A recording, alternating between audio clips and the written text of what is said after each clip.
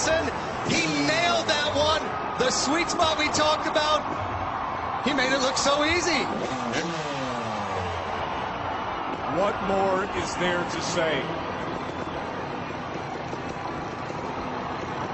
Now comes what has been said to be the hardest part. As if 10 stories skyrocketing into the air isn't enough, they'll bring it all back down. Here it comes. Robbie was leaning out there, he was looking down, and the weight of that motorcycle alone would terrify a normal human being.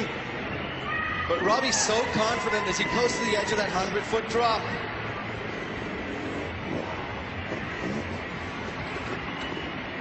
He's checking the bike is in the right gear. You can see him there, pushing up and down on the shifter pedal.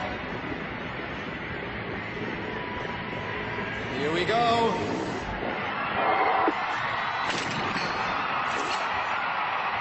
He did it! Higher than anybody has ever gone before, and successfully returns